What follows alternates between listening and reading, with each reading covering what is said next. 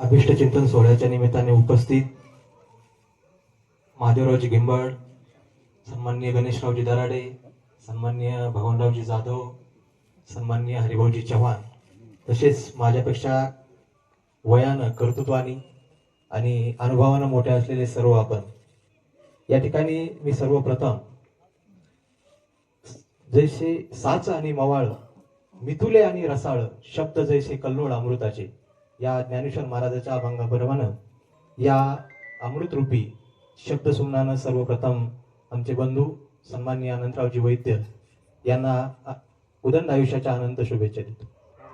अकल्प आयुष्य व्हावे तया कुळा, माझ्या सकाळ हरीच्या दासा, या अभंगाप्रमाणे अकल्प आयुष्य त्यांना लाभो ही या वाढदिवसाच्या निमित्तानं मी या ठिकाणी सदिच्छा व्यक्त करतो. मी त्यांना राजकीय आयुष्यासाठी आणि त्यांच्या सामाजिक आयुष्यासाठी सुद्धा या ठिकाणी शुभेच्छा देतो. माझा पक्ष वेगळा असला तरीही सुद्धा माझं एक वामनदादा कर्डकांची एक कविता आठवते मला. वामनदादा कर्डक एक विद्रोही भीमशाहीर आहेत आणि माझी खास आवड आहे. मी वामनदादा कर्डकाचं साहित्य मी वाचत असतो. तर वामनदादा कर्डकाची एक कविता आहे की तुझ्या आणि माझ्या मनाचे अंतर जरी आहे, तुझ्या आणि माझ्या मनाचे अंतर जरी आहे, तू माझा मी तुझा खांदेकरी आहे. कारण भावकी म्हणल्यावर काय तुझ्या माझ्या मनाचे अंतर जरी आहे, तू माझा मी तुझा खांदेकरी आहे.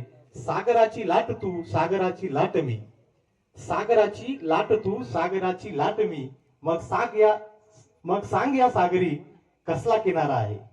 त्यामुळं मी त्यांच्या भावी राजकीय आयुष्यासाठी आणि सर्वच गावकऱ्याच्या वतीनं, सर्कलच्या वतीनं आणि माझ्या राष्ट्रवादी काँग्रेस पार्टीच्या वतीनं मी त्यांना वाढदिवसाच्या शुभेच्छा देतो आणि या ठिकाणी थांबतो. कारण की बरेचसे वक्ते बोलणार आहेत, जास्तीचा वेळ घेत नाही. पुन्हा एकदा मी त्यांना वाढदिवसाच्या शुभेच्छा देतो आणि या ठिकाणी थांबतो.